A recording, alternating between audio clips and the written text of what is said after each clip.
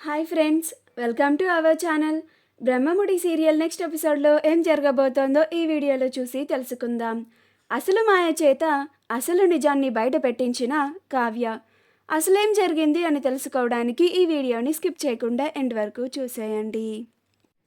పంచాయతీ అయిపోయిన తర్వాత అందరూ ఎవరి గదుల్లోకి వాళ్ళు వెళ్ళిపోతారు. ధాన్యలక్ష్మి, అనామిక, కళ్యాణ్, కావ్య, రాజ్, ప్రకాశం, సుభాష్, అపర్ణలు అక్కడే ఉంటారు. అప్పుడు ప్రకాశం, ఏంటి ధాన్యం ఇంకా ఇక్కడే ఉన్నావు, పద లోపలికి అని అంటాడు. అప్పుడు ధాన్యలక్ష్మి లోపలికి వెళ్ళిపోతుంది. అపర్ణ కూడా తన గదిలోకి తాను వెళ్ళిపోతుంది. కళ్యాణ్ అక్కడే నుంచొని ఆలోచిస్తూ ఉంటాడు.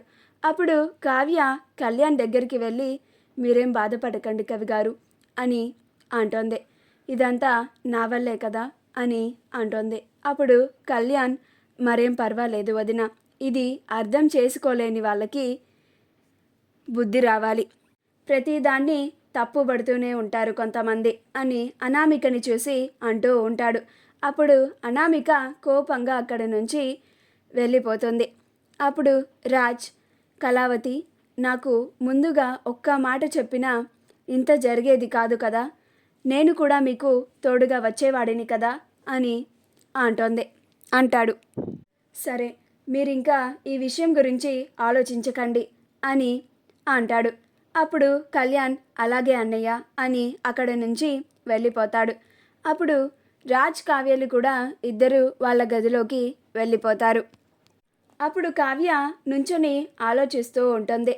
అప్పుడు రాజ్, ఇంకా ఏం ఆలోచిస్తున్నావు కళావతి అని అంటాడు.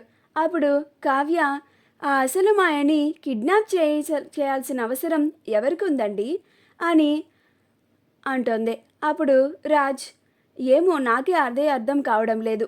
నువ్వు కరెక్ట్గా నా పెళ్లి రోజప్పుడు దొరికింది అని అంటున్నావు, ఆ రోజు కూడా యాక్సిడెంట్ అయ్యింది అని అంటున్నావు. ఆ యాక్సిడెంట్ కూడా ఎవరో కావాలని చేయించారేమో అని నాకు అనుమానంగా ఉంది కళావతి అని అంటాడు. అప్పుడు కావ్య, అవునండి, నాకు ఇప్పుడు అదే అనిపిస్తుంది.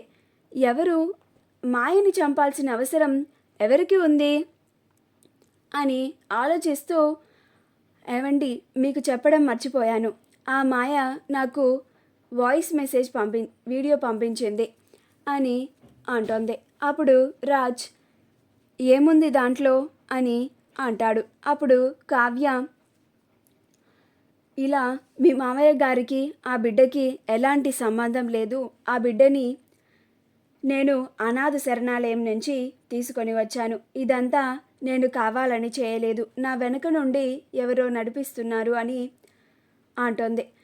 ఇన్నాళ్ళు వాళ్ళు చెప్పినట్లుగానే వాళ్ళకి భయపడి నేను ఇలా చేశాను. ప్రతి నెల 10 లక్షలు కూడా వాళ్ళు చెప్పడంతోనే నేను తీసుకుంటున్నాను అని చెప్పిందండి. మావయ్య గారికి పిఐగా ఉన్నప్పుడు వాళ్ళు కలిసిన మాట నిజమే, కానీ దానితో మాయకి ప్రెగ్నెన్సీ రాలేదు. ఇదంతా మాయ వెనక ఉండి ఎవరు నడిపిస్తున్నారని చెప్పిందండి. ఆ వీడియో చూడగానే రౌడీల్ని ఫాలో అవుతూ ఉంటే ఆ రౌడీ నా ఫోన్ని లాక్కొని వెళ్ళిపోయాడండి అని చెప్తోంది.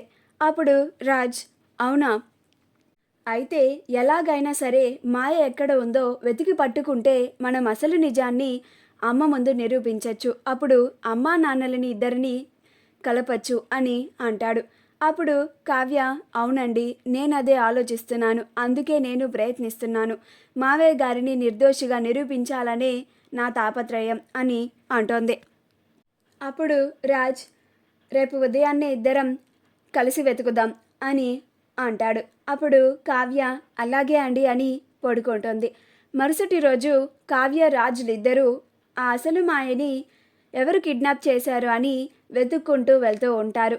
ఆ అసలు మాయ రౌడీల నుంచి తప్పించుకొని కావ్య వాళ్ళ కారుని చూసి వాళ్ళ కారు వెనుక కావ్య కావ్య అనుకుంటూ పరిగెత్తుకుంటూ వస్తూ ఉంటుంది.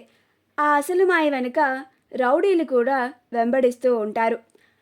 కావ్య మిర్రర్లో నుంచి ఆ మాయ పరిగెత్తడం చూసి, ఏవండి కారాపండి అని అంటోంది. అప్పుడు రాజ్, ఎందుకు కారాపడం, ఏమైంది కావ్య అని అంటాడు.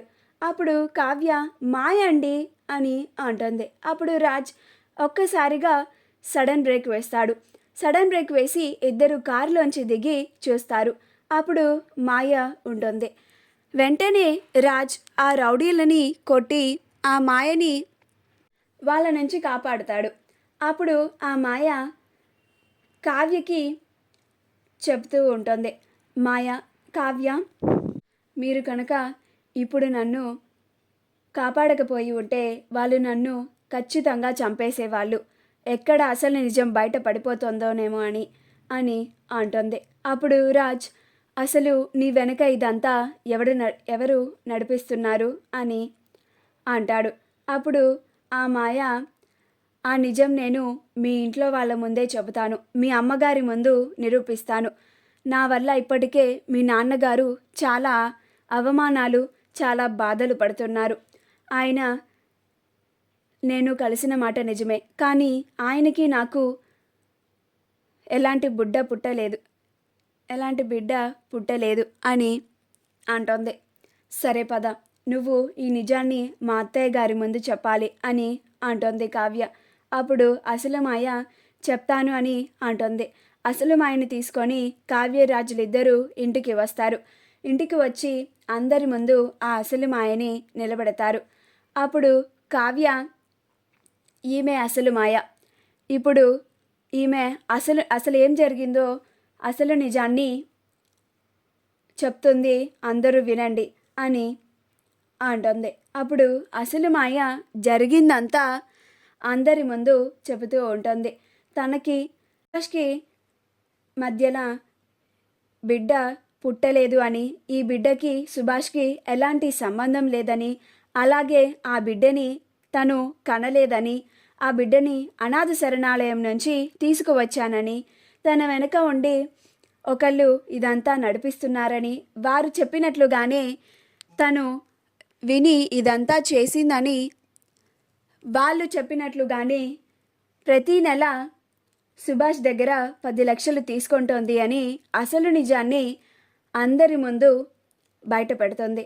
అప్పుడు అపర్ణ అసలు మాయ దగ్గరికి వచ్చి, ఇదంతా నీ వెనక ఉండి ఎవరు చేపిస్తున్నారు అని అంటుంది.